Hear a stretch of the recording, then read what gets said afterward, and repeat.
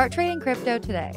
Sign up for our step-by-step video series to get set up with the best trading tools, start analyzing charts, enter and exit a trade properly, and most importantly, see if crypto trading is right for you. Join us at bitlabacademy.com. Welcome to Rice TV X. You've just tuned in for the latest transmission of Stranger Than Fiction. Today I am joined by returning guest BB Bacchus. I will include a link down below in the video description and above for her first appearance. Be sure to check that one out. BB is currently a senior faculty advisor at New Earth University, where she teaches about UCC, or Uniform Commercial Code, and natural law. Before we get into it, visit ricetvx.com and sign up for my mailing list so you never miss an update or new Rice TVX content. You will also find my various social media links and more. You can also find Rice TVX on Odyssey and Library, where I have a full catalog of my videos, post up extra content, and share other appearances. And you can also find Rice TVX on BitChute. I've partnered up with My Patriot Supply so that you can prepare for these uncertain times. Visit www.prepwithrice.com. I highly recommend My Patriot Supply, America's largest emergency preparedness company.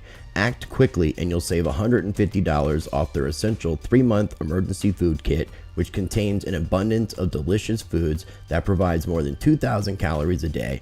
This includes free shipping quickly and in unmarked boxes to your doorstep. Visit www.prepwithrice.com as an additional way to support the channel. I will include links in the video description for everything I just mentioned, as well as everything shared on today's video.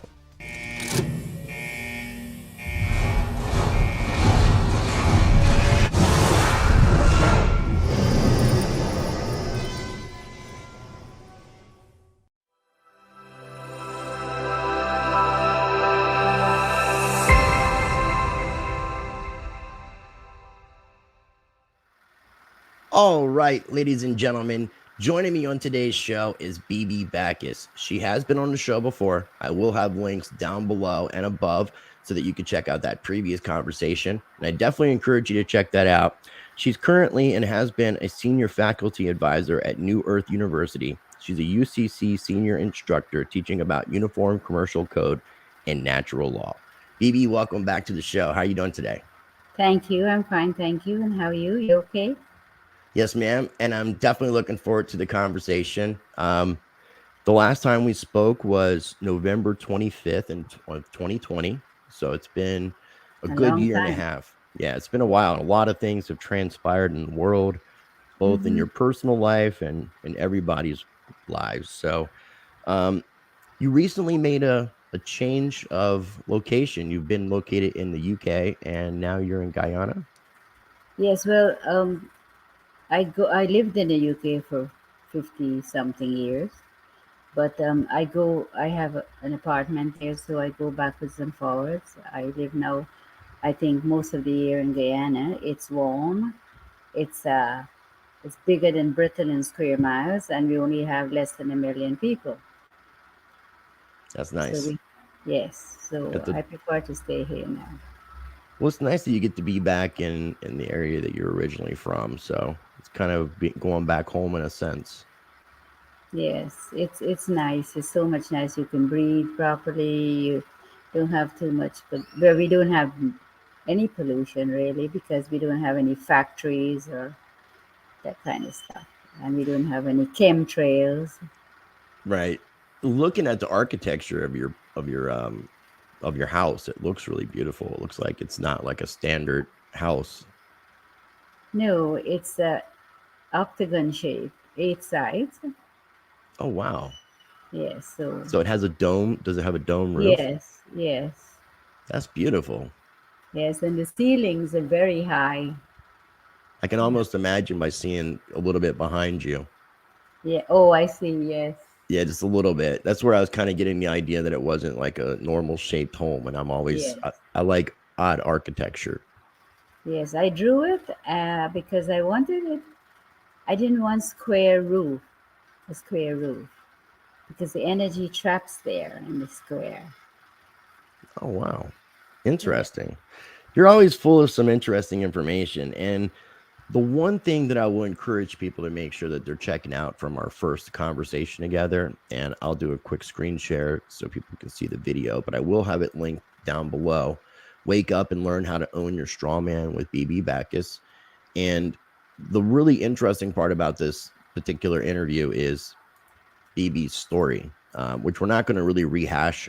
Go back and watch the first interview because there was a lot of interesting tragedy that took place. Ultimately, BB was in prison for a period of time and basically unjust, unfortunately. So you need to check out that first conversation. But in the process of that is what led BB down this path of learning about law.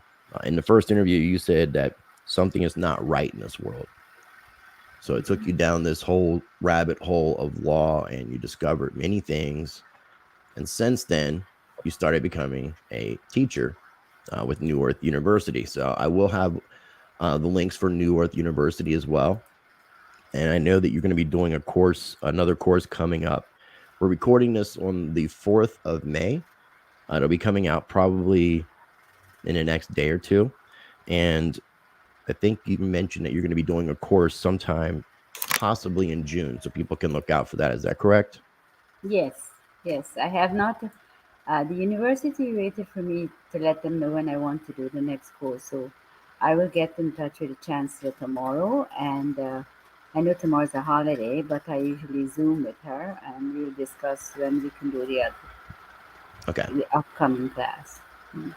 All right. And I also include this bio page, which includes a little bit about your story and some of the unfortunateness that you dealt with the IRS and local detectives, which ultimately caused the incarceration and helped you to learn about law. So since I've talked with you, one of the things I wanted to ask in regards to the course is, and we spoke about this before we started recording, but it's something that I feel it's important for other people to be able to hear. So as a teacher of somebody, as somebody who is teaching in this element of law, teaching people about uniform commercial code and natural law, you're always on this journey of learning while you're teaching. So would you say that since you started the courses at New Earth University, that the curriculum has slightly changed because of new information you might have received over the years? I think it's changed quite a lot of difference from the time I started. More information, massive amount of students from all over the world, China, Russia, everywhere. So it has gone really advanced from the time I started. And since you mentioned that you have an international student base, would you say that pretty much what you teach from your perspective works on an international level? It doesn't really have to be modified per wherever you live? Yeah, no, we don't. If I get students that English is their second language, I would request that they have an interpreter so they could understand better. So uh, I had quite a few of those students that English is a second language. And to me, if you're taking this class and this course, you need to study. Lots of student thinks that they will come in this course and they will get rid of everything in their life that's bothering them or that's going after them. But it doesn't work like that. You have to study. If you study, the information is very, very simple. But lots of people, lots of students think, okay, well, I'm going in this course. This is the curriculum. I read it and that's it. That's not it. I usually tell them you need, for every single piece of paper that they have received from me, I explain in detail what it is. And I told them, normally I will tell them, could you please make notes of the important things I'm telling you? But they don't. They sometimes I have last class in February, I had 77 students, and all they did was sit back and chat.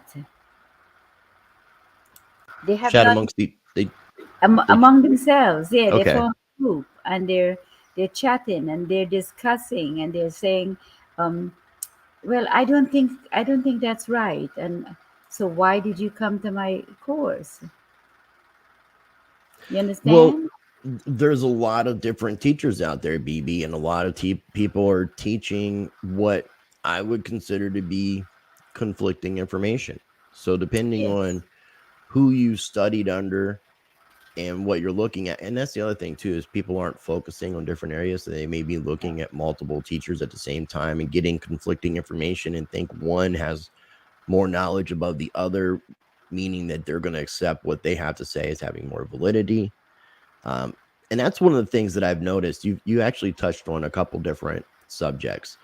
One, and people can take this the wrong way if they like to, but people are really lazy when it comes to this legal Yes. fiction law stuff. They want templates. They want a piece of paper that they can just fill in the blanks and show this to a law enforcement officer or to a judge or to a bar attorney and think that that's going to work. But what you were saying with studying, you can have all these pieces of papers that you want. You can show out everything, but if you don't understand and fully comprehend what that piece of paper says and how to navigate through the courts and navigate through the legal system, then those Yes. pieces of paper are going to be completely ineffective. Yes. You really I have to agree. take full responsibility. Would you agree with that? Yes, I think so. I think that if they don't study, is no like one of the students came in my class and she said, I'm explaining to them how the system works, where is the instrument, what's supposed to be money, but it's not, how it works, and and you have this trust fund that you can access through the bank. And I gave them in detailed information. Go to the bank and tell them this and show them the paper, but they don't. They don't. And then they turn around and says, "Well, um, I owe, so I have to pay." So I says, "Well, you're not. You're in the wrong class. You should not be in my class because we don't owe. We own everything. We own." And what I teach, um, Chris, is that what I have got results with. I don't look at anybody else's interview or their paperwork or anything they do online. I am not doing this for the money. I'm doing this to spread this so people will understand. I just got an email from a set of students from Canada that took my class. And the men, I think, are better than the The, women.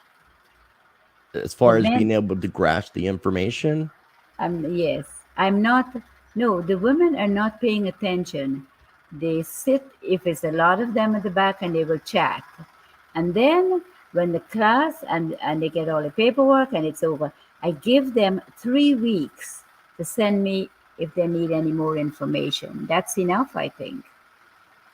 That's a yeah. lot of time. Yes. But they don't. They wait till the last week.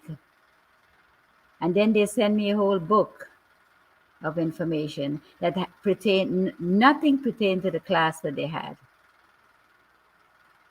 Now, is what you're teaching still primarily in the element of the Uniform Commercial Code, or have you Yes. added other things? Well, most of the things I've added has come under the UCC. Okay. It has come under the UCC. I have like banking laws and all this. It's there. It's right there for you to see it. I asked them to go into the bank and ask to resign their signature. A signature is corporate. An autograph is the real person. They don't. They sit there and they wait to the last minute. And then they say, "Oh, well, the lady at the bank says she doesn't know what I'm talking about." Well, you should know what you're talking about. Right, which makes sense. But no, let me ask you, since you brought up the signature and autograph thing, how do you distinguish between whether if what somebody sees, not you, but when they witness this piece of paper that's got names in some written form, how do you distinguish whether or not it's a signature or it's an autograph? Okay, a signature is corporate under the UCC. You have never been asked in any way or form in any bank or any commercial place or any shopping mall to sign autograph. They tell you to sign signature. And if you don't sign, if you sign signature, it gives them the opportunity to go into your trust fund and take the funds. And then you pay it again, second time. It's a double dip. And I can prove it's a double dip. I can show them, I show them how it is. Now, I have with me, and I show the students, in your checkbook, the bank gives you your name in block letters at the top on your checks, free, and at the bottom where you sign a signature, in between the pages, it says authorized representative. Authorized representative for who? For the block letters at the top. Now, you have told me before we started recording that you were going to gift me to be able to attend your next class. So Yes. one of the things that I was going to ask you in this conversation was trying to get more of that proof and evidence, which I would like to still kind of go in that kind of area. But if I'm going to get access to your course and be able to ask you questions and really kind of dive deep, I think I want to take advantage of that opportunity and then maybe do a follow-up conversation with you or just by myself, sharing what I learned from the course, what I learned from the questions, because the biggest thing that I'm having a problem with, BB, is, and you're a very intelligent woman, and I've had great conversations with other intelligent people, but I haven't seen what I'm considering to be factual evidence 100% of this existing. When I try to have conversations with law students or people who are attorneys or police officers or judges, they think that what I'm saying doesn't make any sense. I would like to be able to go through whether it's law books, whatever the case might be, because I feel like if we're going to be correcting something, we need to know what we're correcting. And I'm not talking about correcting your status necessarily or anything like that. I'm just saying if there's been an artificial legal entity created at our birth, and that's how we interact in this world of commerce, I would feel that in some sense, this would have to be spelled out very clearly. Now, something I've failed to do on my own, which it's a reminder to myself as well, is I need to look at the newest Russian constitution, because a gentleman by the name of David Williams had told me, or excuse me, not David Williams, I think it was Dean Clifford. It was one of the two. Had told me, it was Dean Clifford, my bad. He told me that in the Russian constitution, it explains the difference between a people and a person, or distinguishes the legal artificial entity from the natural man or woman. So those are the kind of evidences that I'm looking for. A lot of people say that this is a spiritual warfare, and that the people that are perpetrating this on us would be looked at as the bad guys. And a lot of people assume that the bad guys have to somehow put out their truth in some fashion to the public, or they couldn't be deceiving people. Does any of that make sense? And if it does, I'm hoping it makes sense. Well, people and all these names and these things that they give us, it's all corporate. People is a set of people together like a corporation. So we are people, we're under corporation, we're corporation. And they say bad people, okay? These people are not bad. They're clever. They know how to manipulate us. And we sit back and we take it. We don't question. One of my students got stopped, and I taught her how to address herself if she gets stopped by a police officer. I gave them information, which I give all my students all the time. I never leave out the notes. I give them maybe 10 pages of information they can show other people. Well, this is proof, right? She got stopped and she exercised her rights as she was taught in my class. The police asked her name, and she says, "My name is Anne Marie." And he said, "No, I want your name, your proper name." She said, "That is my proper name." He said, "I want your last name." The last name is what the straw man is. And The he surname. cannot do anything with her without that name. Now, she said, "That is my property and I cannot give it to you. It is copyright." He handcuffed her and took her to the station. Left her car, she went there, and the sergeant said, "Why is she here?" And the police officer said, "She refused to give me her name." She said, "No, I gave him my name. It's Anne Marie." So he said, "I want her last name." And the sergeant said to the police officer, "Take off her handcuffs and take her back to her car." Now, see, I've seen similar situations where people have dealt with, like, the same gentleman who's dealt with multiple different police officers in different states. Sometimes he has successes, and sometimes he gets arrested and has to go through the whole process.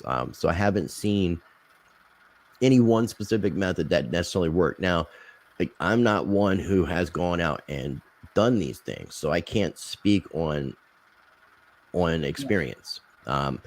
I'm trying to become more knowledgeable so that when I do interact in these situations, I know exactly what I'm doing, that I'm not putting myself in a precarious position, where I can't talk my way out of it, and something ends up happening to me where I get arrested for not being able to handle myself.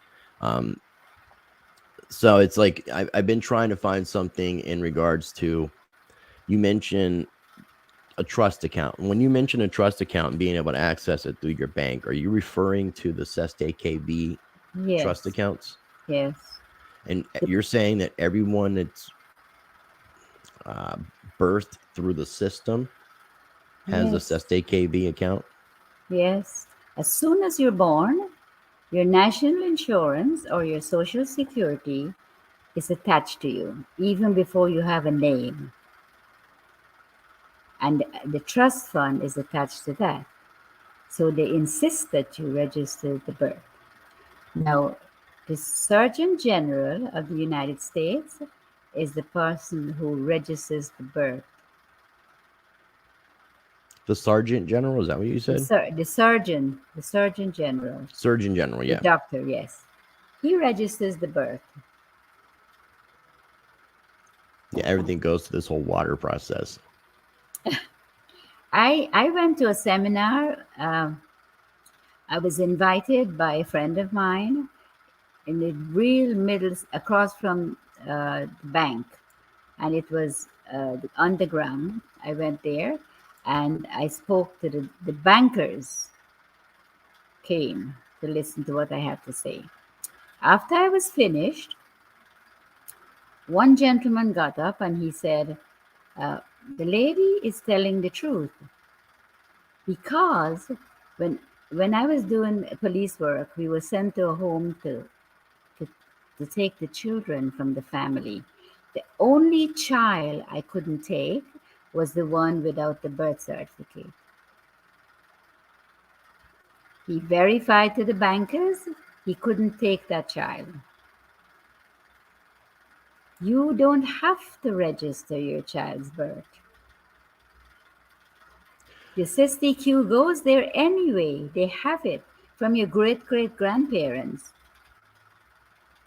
Oh, so you're saying that a child that doesn't have a birth certificate would still have access to a Seste KB based They off of a do. relative? So No, they they wouldn't have to still be. do. They still do. Okay. Um, that's fascinating.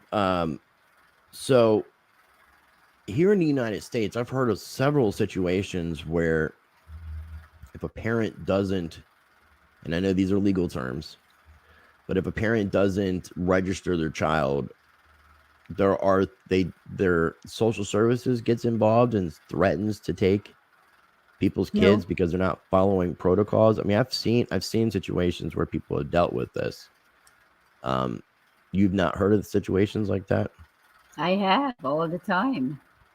All the time. Some of the young mothers who are pregnant and are in my class ask the question, should I register my child's birth or not? I says, you have a choice. You do not have to do it, or you can do it if you wish.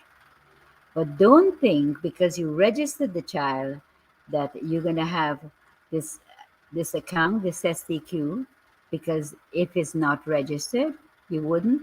That's not true. That is on everyone as soon as you get your name.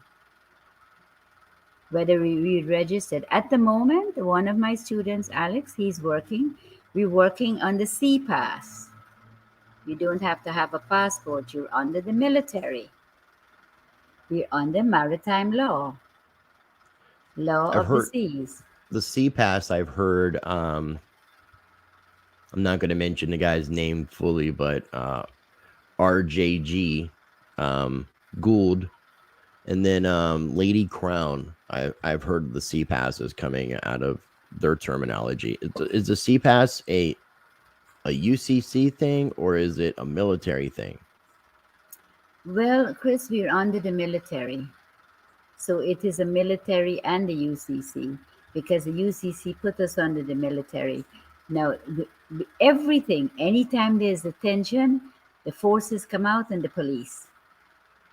You have a military code on your postcode. That is a military code. And when my students bracket it, they don't like it. They want to use that code. If you bracket the code, it don't exist in the paper. I gave them a non-cooperate status. You're not a corporation.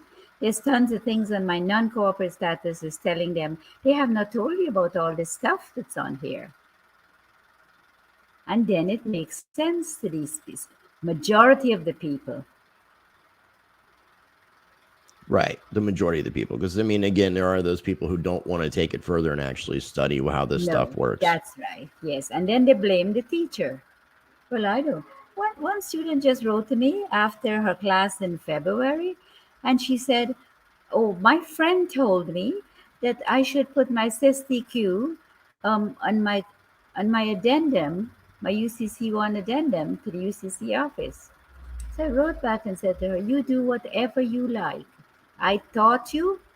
You have your UCC1 with your name, last name in block letters, and it says SysTQV Trust next to it. So how many last names do you have? You don't want to put it all over your paperwork. Right. It's there for the UCC to see it. And it's acknowledged and it's filed." Now, So you can't help it. mentioned something about money. What have you discovered about money? Because I do study a lot about economics and how money works. But how would you, with what you've learned with how money works and how it combines with a thing like the SSAKV trust and QSIP numbers and things to that effect? Okay, we have no money. None whatsoever. We have paper. It's like plastic. Okay? It's not worth the paper it's printed on. You need to check the IRS section, United States Code 165G.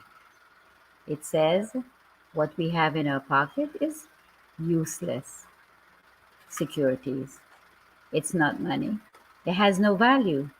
You cannot buy. If you read, I gave my students paperwork that explains what Roosevelt did in the United States. I told them the United States belonged to Britain. Now, listen to this. If you think carefully, I got arrested in Florida, the Republic of Florida. The United States have 52 republics. Okay. Are you including Washington, D.C.?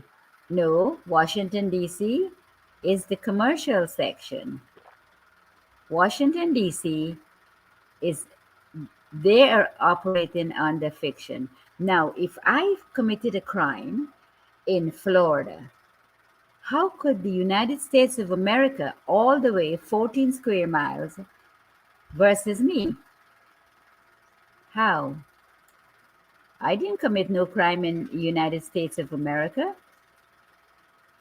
If they say the alleged crime was in Florida, I should be charged by the Republic of Florida. Why 52 states have to versus me? You see, you have to look into things carefully.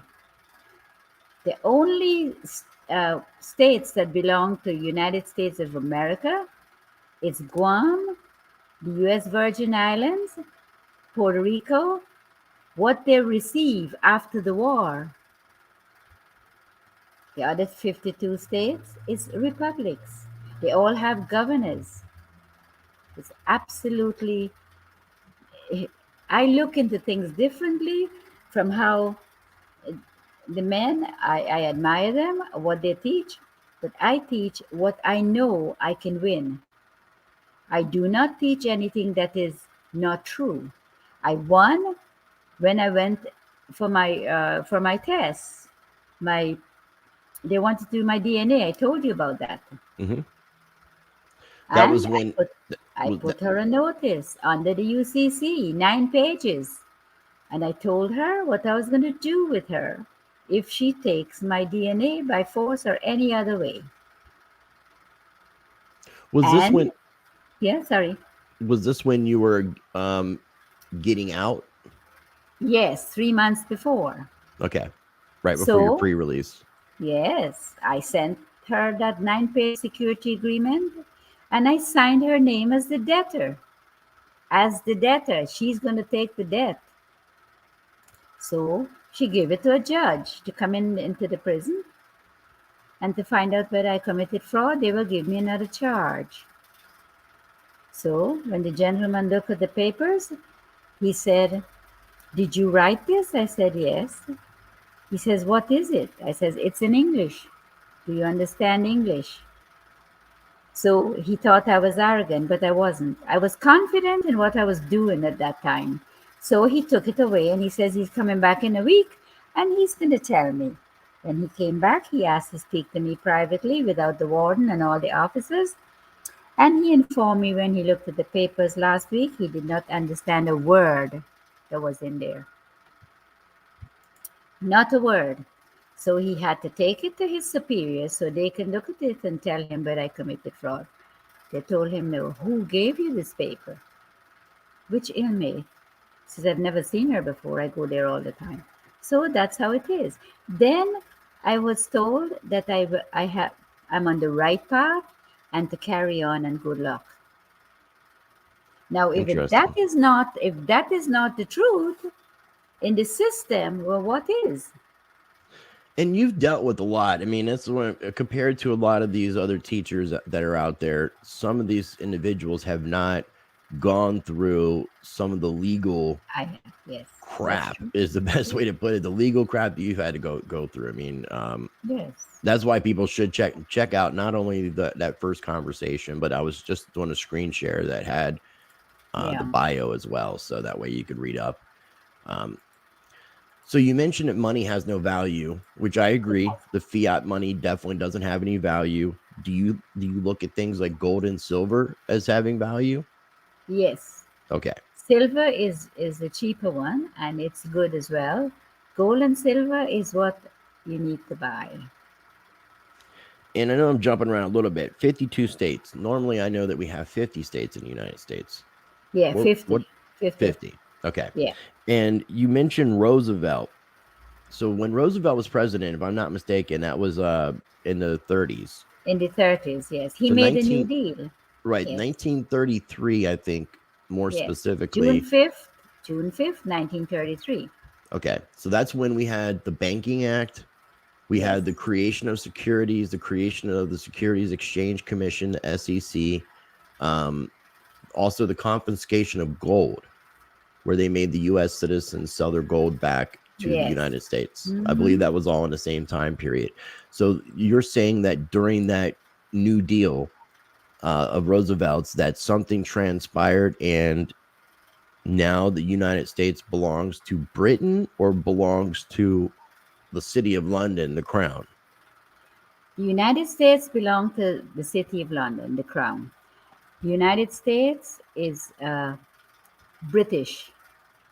If you look back at the history, you had the first British president. And when the king made the deal for the 13 states, he made an agreement that they must have 13 British governors. Why? They're having independence.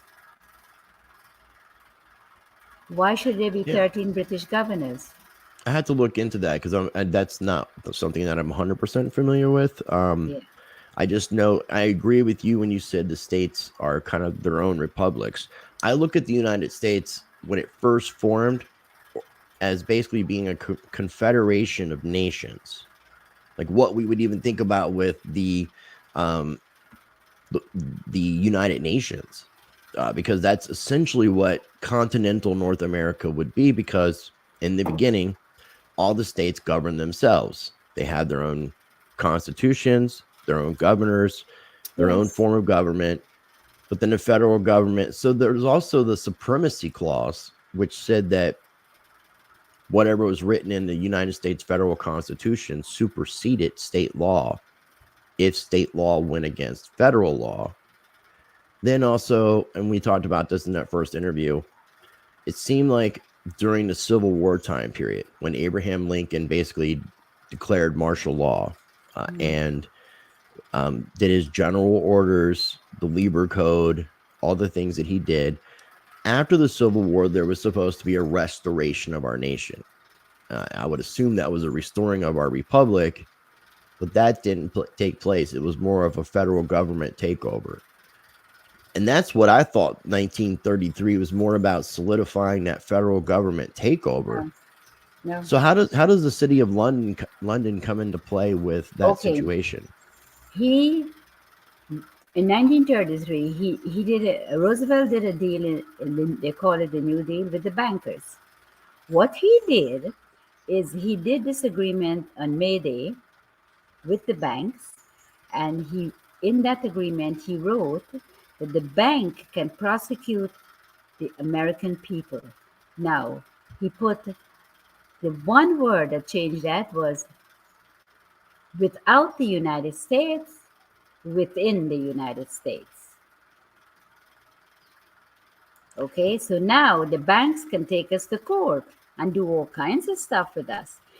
And he pledged every single person asset to the bankruptcy, so we have to pay it back. He made the 14th Amendment. All kinds of stuff came into play. Nobody looks at that. Hardly anybody looks at these things that were set up.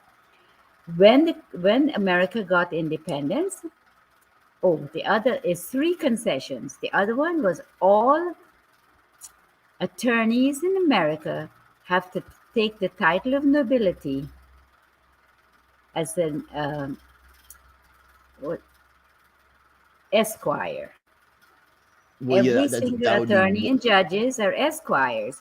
And an esquire is an English gentleman collecting money for the Queen.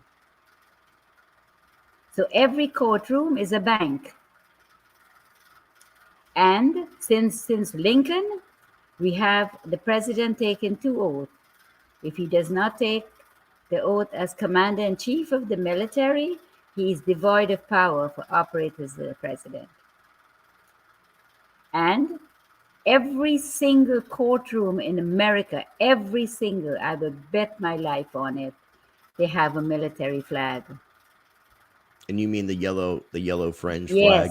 Yes. And see, I mean, I've heard the same thing, but there's nothing in writing that says that yellow French flag is a military flag and that all courts are under military jurisdiction. And you would think that this would have to be in some sort of writing for it Yeah, to but exist. do you think they're going to show it to you? When I went in front of the judge, the immigration judge, he didn't. I sent him the 9-page security agreement as well. He didn't call my name. I told him if he does, that's what I'm going to do to him. What's in that security agreement? And I signed his name. He didn't say he's going to lock me up. He got it registered mail. He did not call my name. He came in and sat down and asked me my date of birth. I didn't answer. Then I was looking at the courtroom. It was televised and I saw the military flag.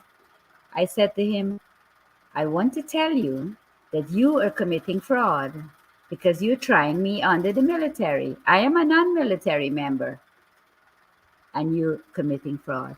The prosecutor got up and says, watch what you say with that word. So I says, what you mean, fraud? Yeah, I could say it because he is committing fraud. She says, well, you better watch. So I says, I tell you what, if you can prove that I'm lying, I will take another charge. And if I can prove that he's sitting there committing fraud and trying me under the military, you need to wipe my slate clean. Well said. Not a word, not another word, and I have it in a little tape I asked him for. And he said that he deported me because I failed to acknowledge my name. It's on my deportation paper. And then you said you got deported under a different surname. That's right, and I have it. It's in my book that's going to come up. Oh, you have a book? Is it already out? Yes, I have a Sasha. It's a very good guy. He's helping me to put it together, and we can put it out there. All that is in the book. It shows proof. What's what? Okay. And I'm definitely looking forward to the course. I mean, it's I don't want, obviously when you have a course, I don't want to take away from what you're teaching and ask you to answer questions that you would normally do in your classes. So that's where I think me kind of doing that deeper dive is going to help.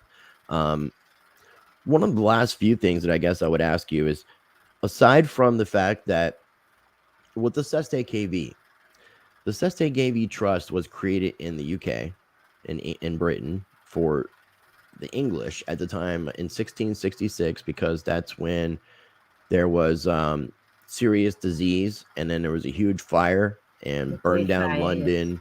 Yes. And it was a way of saying that we're just going to pretend like everybody's dead, and you had to come let us know you're still alive and claim your estate. Now, it's still signed into existence. Every monarch that has continued to reign over the UK since 1666 has continued to sign this thing in. So it's still currently technically law in the UK. But how does that apply to the United States or Russia? Is it because of the banking aspect, or I'm curious about that. The banks control. They have the attorneys that work for them. No attorney can represent you. They can only represent your straw man. They cannot represent the real person. England owns everything. She owns America. You do not have the land that when you buy your property. There's a Lodil title, it's called. And you can own the land. I gave that to my students. I says, get out there and get your title for your land. Now, what you're doing is the end result of what you're teaching and what you've done for yourself. Yes. Is it creating you as a sovereign, natural, living being? Would that be the outcome? Of course. How do you define sovereign? What does sovereign mean to you? Sovereign means that the rights I was born with makes me a sovereign, not what man made. And if people believe in the force, I could say the force, or some people say God. I said, the force is saying you cannot worship two masters. No, you can't. You definitely can't. Now, Chris. You can pretend like you are, but you're always going to put one above the other, Yes, you unfortunately. cannot, and you're sovereign. You have your own rights. You can stand up and says, I don't want this, or I don't want what you're selling. All these things came into play to distract us. I see people and I tell them, don't go into the store and buy a handbag for $200. Who cares what you have? But it's very sad because the way they think, they are so controlled, very Y- much. Yeah, no, we're very conditioned. I mean, if you think about just our conditioning of going to like public schools and things to that effect. Yeah. So even thinking on that, when let's say a child is born, you don't get the child registered, it doesn't have a birth certificate, social security number, is that child allowed to go to schools? Is allowed to participate in the world in any capacity? Or when you become, if you don't have any sort of commerce documents and you can't really participate in commerce in that aspect, is that how it would be? People are allowed to homeschool their children Right. because the books that you receive from the time you're in the kindergarten, the books come from the corporation. They make the books. They tell you what they want you to know, don't Yeah, they? but I mean, if your child wants to, it just, I get, it's like this whole world is so enveloped in this legal system, Yeah. and you think about the aspects of what, like all the different things that we do to participate in it unknowingly. Yes. It's a lot when you try to grasp the entirety of it, and how it's and again, it's a well thought out plan, but not having anything to like, aside from me trying to take some of your teachings and apply them, i have I don't have any sort of information that I could share with somebody who doesn't know anything about what we're talking about and show validity in what we're talking about just by showing them things Yeah. like in Yeah. law or I in the legal understand. sense. I understand what you're saying because when some of the students come in class, they're completely lost. It takes me a long time to get them to realize. And then when they can see it, they want to know why weren't they told before? That's what they want to know. Why were they told before? Now, I wanted, if you don't mind, I don't know how long more we have, but I wanted to show you something, something that does make sense. Okay. By just looking at it, it does make sense. By just reading it, it makes sense. I'm just such a skeptical person, BB. I call myself an open minded skeptic. I try to stay Yeah. open minded to situations, but I'm very, very skeptical, and I like to be able to back things up as much as I can with facts. You know, there are a lot of things that you can back up with facts. So something like this feels like if you do the right research, you would be able to do that, but it doesn't sound like that's the case. You have to really experience trying out some of these things and seeing how it works for you, and then showing your successes. Yeah, well, the thing is, too, there's certain things, the way you say it, right? The way you say it does make sense. It does make sense. Even if you say it to a police officer, when you get stopped, when you get stopped and he asks for your information, right? If you don't give it to him, he gives you a ticket and you have to pay it, right? Well, I'll give you a situation with me, and you tell me what I could have done, because I had a situation where I was testing out a police officer. I was doing something that wasn't going to get me arrested. A bar wanted me to leave. I did something on purpose to do this. the Yeah, police I officer sent kept asking for my ID, and I was telling the police officer, I'm not going to give you my identification because that would mean I'm contracting with you, and I'm not contracting with you in any capacity. That's right. That is And very that was right. pissing off that officer. Ultimately, where it led me without having any more knowledge was, you're going to cooperate or we're going to arrest you. That's their Now, ticket in the will say situation, that. they would have been able to detain me for 24 hours because I was drinking. They probably wouldn't have been able to charge me with anything, and I probably would have got let go. But they weren't accepting the fact of, I'm saying I'm not going to provide you with any information because if I do, I'm contracting with you. Can you verify that? And they wouldn't even verify that information. Listen to this, Chris. Now, I tell the students, this is very helpful. Just make notes when you get these papers. When a complaint is lodged to the government for a fine, fee, or a tax, all of which are revenue, they can only impose on corporations, right? If the respondent is not a corporation, he or she cannot appear and plead. When brought into court by its corporate name, its existence as a corporation is admitted. That's very simple, isn't it? That's very You simple. don't need you don't need to go to court. What you need to do is to write to the court and says, I'm sorry, what is your jurisdiction? I would like to know before I enter. Then I ask them, this is very, you can write you a letter with your ticket and send it to them. They cannot refuse to answer under penalty of perjury. Accommodation party, one who signs commercial paper in any capacity for the purpose of lending his name to credit. Another party to instrument such party is a surety, UCC 3-419. A surety is someone who takes responsibility for someone else's death, right? Mm-hmm. Okay, then I said, note, when you sign a traffic ticket, you are the accommodating party to the instrument.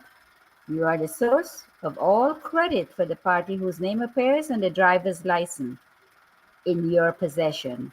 You then provide the trade name strawman with value your entire life. Now, this is what I'm asking them to do. These are the little verses. When you're given a ticket, who did you hurt? What kind of No harm was one. done? Right. What kind of No harm was one. done? You didn't hurt anyone, right? In commerce, fiction law, which is legal, statutory and codes, is not lawful and does not apply. It doesn't apply to us because we don't come under legal, we come under lawful. You don't say anything legal in your papers, lawful, I mean. Now, it does not apply to you. In commerce, that's fiction law. When you have a claim against you, since you do have a person with a claim against you, who is bringing the claim for that ticket? Think about it. Who Like is bringing that claim? the Now, state? this is what the police officer does. Who is the filer? The motion of electronic filing is incomplete. This is an invalid filing, a simulation of legal process to hide misconduct. You can write any of these verses and send it back with your ticket. Now, the authorized representative, which is you, for the straw man, has not said anything to this court nor asked for them to construe an opinion. The statistics, according to the government style manual, it indicates the signature does not exist on the paper. Therefore, incomplete order to this court is a simulation of legal process to intimidate and coerce the authorized representative of the debtor. Now, these three little paragraphs are saying, who did you hurt? They'll stop you for no reason. Sometimes they'll stop you for no reason. You didn't hurt anybody. And who is bringing the claim? Who wants the money? Does it make sense? Yeah, no, it does make a lot of sense when you look at it. Now, what was it that you were just reading? Notes that I give the students when they get tickets and all kinds of stuff. Okay. The cop will give you the ticket. He goes in his car and he gets on his computer and he file an electronic filing. Now, are the police officers aware of what they're doing when they're doing it? The students? No, the police officers. When the Oh, the officer, officer would know. Yes, yes. he knows what's happening on the If back end. if they don't know and they take you to the station, they cannot hold you. And that student of mine, she asked for his name and his badge number, and she told the sergeant, "I'm going to file a claim against his bond." If she files a claim against his bond, he loses his job As an officer. as an officer. Yes. And I've heard something similar if you do a bar grievance where it affects their insurance, the attorney's insurance, and they can lose their status to practice The law. license, yes, yes. Because when you go for a job, no matter where, you have to wait 3 months before they hire you full time. Well, completely, says now you're hired. 3 months it takes for the insurance company to bond you. If you don't get the bond, you don't get the job. Interesting. I can see all these things without even looking at paper, just by thinking what they're doing to us. You've had a lot of time to do a lot of research and read about a lot of this stuff. Yes, and I put more and more stuff together. I went to court with bailiffs and students. I went to court with everybody. And I've never walked out losing. And I like that. I mean, I'm definitely looking forward to being able to take your course so that I can, like I said, do a deeper dive, because it's really hard for me to ask the right questions without really knowing what you're teaching. I did, as I told you, I did get somebody who sent me some of the curriculum from some of your previous classes, but as you mentioned, it's probably been upgraded and changed a little bit. So one of the things that I'm just going to have to start doing, BB, that I was really reluctant on, is just really starting to apply some of these methods and just see how they work out and use those as examples of proofs that these things are successful or not. It would be without having anything that I can really show, it seems like really just getting my feet wet. And I thought about a lot of people here in the United States talk about status correction, the 14th Amendment, making you a federal citizen, U.S. citizen versus a state citizen. And I've looked into shedding that aspect and trying to shed the aspect of a U.S. citizen and become a state citizen. But I've also got conflicting information that you're losing rights. And so that's where it's been really hard for me to decide what is the correct way for me personally to start going about attempting to try to make myself a sovereign individual and have that be recognized by the legal and lawful world. Does that make sense? You're a sovereign at birth. You don't have to make yourself a sovereign. You just have to be what you are. That's right. You're a sovereign. Now, the last thing I'll ask you, is there some sort of declaration in any of your paperwork where, because I've heard of some teachers talking about doing stuff similar to our founding fathers here in the United States and doing like a personal declaration of independence. Okay, I have a student, Alex Middleditch. He took my class 2 years ago, and he has done some fantastic work from my class. He issued bonds, 2 bonds. Type it up. You type up, put your name in it, and send it to the Treasury. One is for marine insurance because we're under the military, and the other bond is for everything else we need to use. And they're both £1 million each. And he does identification, sovereign ID. And I'm going to dig up his papers and scan and send you a copy of his IDs that he does.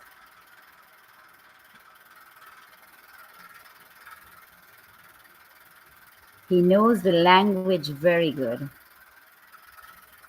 I thought I was unmuted and you could hear me. I was saying, bear with me a second, because when you just said what you said, it reminded me of something of the CPAS.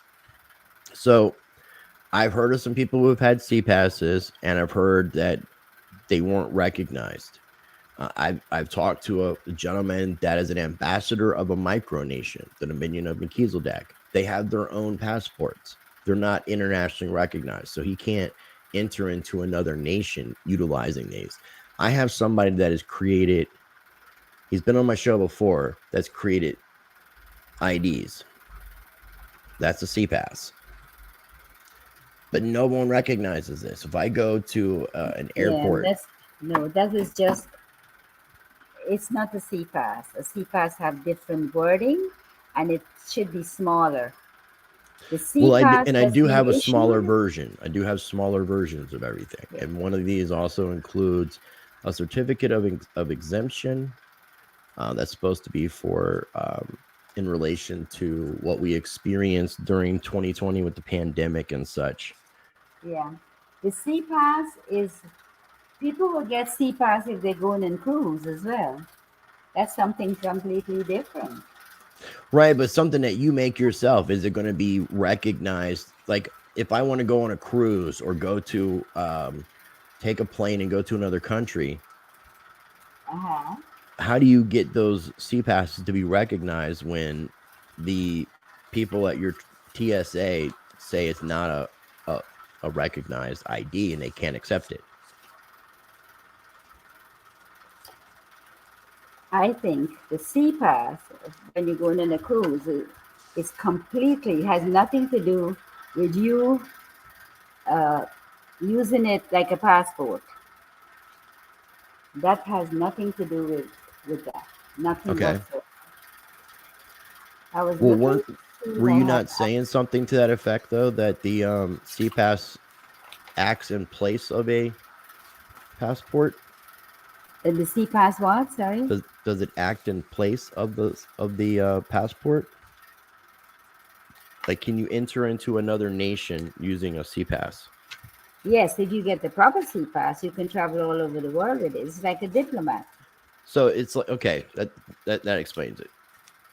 So in a sense, is that what you're achieving? Is like a diplomatic status, basically? Yes, that's right. Internationally? International, yes. So under that understanding, as long as you're not causing direct harm to another individual, another human, another person, other people, however you want to look at it, then there's nothing that can be done to you in a legal element. There has to be a victim and there has to be somebody harmed. Because that's what I've understood it with, like in the United States, if we have somebody from another nation, let's say a son of a diplomat who's driving around with diplomat tags, a lot of these people get off on crimes that they commit. Well, and a lot of times I think they're getting off on the crimes because they can't consider it a crime because there's no harm being done in a lawful sense. Yeah, but my son went to Emory University, and he had a friend whose father was a diplomat, and they got stopped in the diplomat's son's car, and they arrested him. They arrested the diplomat. Yes, son.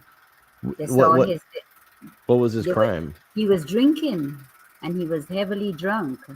Well, that has the potential of harm. So I mean, I think they could put that in a harm category. But if he was just driving, speeding, and he was sober, would he have gotten arrested? It would have been different, yes. But although his father is a diplomat and he was drunk, he got arrested. They're not going to let him go because his father is a diplomat. He's not. Right. That makes sense. Okay, well, I definitely want to be respectful of your time. Thank you very much. So we'll get ready to wrap things up here in just a moment. I'm going to be sharing links down below again for our very first conversation. I encourage people to check out the New Earth University website. I'll also include a link for BB's bio in addition to the UCC course. And hopefully, if you guys are interested in signing up for the course, I will see you in the course. And I'll keep everyone updated, but we're looking at June. So before we wrap up, BB, did you have any final thoughts or anything that you wanted to add to the conversation? I would like to say to your audience that even if you don't take the course, you need to look into things and get to know what's going on around you. That's good advice. And I would say, as you're 75 now. Sorry, Are you 75 years old now? I will be 76 soon. Okay. So as a very wise woman, I would encourage people to make sure that they're listening to your words. Because you have some experience with life, and with that experience comes wisdom, and younger people who haven't experienced as much life could always learn from other people's wisdom. So I would encourage people and myself to heed what you have to Yes. say. Think about the things I tell them. Think about it. And again, I really appreciate your time. I'm going to ask people if you guys have anything you want to add to the conversation, any questions that you might have for a future episode, because hopefully BB will agree that after I take her course, which is a 5-week course, it's 1 day a week for 5 weeks. That hasn't changed, right? Is it still five Lots of week? paperwork, and lots of information. Okay. All right. So Thank I'll you. keep people updated, and then hopefully we can do a follow-up Okay, you conversation take from care. there. You take care, Chris. All right. Well, Have a thank you nice again. evening. All Okay. right. Bye-bye. Bye-bye. All right, ladies and gentlemen, I do hope you enjoyed today's video. Again, I will include a link down below for that first conversation. I definitely encourage you to check that out. I'm going to continue learning as much as I can when it comes to the legal fiction space. Since BB has offered to give me a scholarship for her course that's going to be taking place in June, as I mentioned, I will go ahead and take advantage of that so that I can learn some more. As much as I've been searching for solid evidence to back up all this information to be able to share with just the general everyday individual who doesn't even look into this kind of stuff, I'm not finding it. And I really feel at this point, instead of keep chasing for this evidence, I need to start putting some of this into practice. So I'm going to be looking at a couple different methods. I'm going to be bringing back on some other guests. I'm going to be bringing on BB again and taking her course. So I'm just going to have to start getting my toes wet. I'm going to be making some more videos about this where I'm going to try to get the community that's really interested in these things more involved with sharing information. I had formed a previous Telegram group that didn't quite turn out the way I want it to be for what I want to do with this.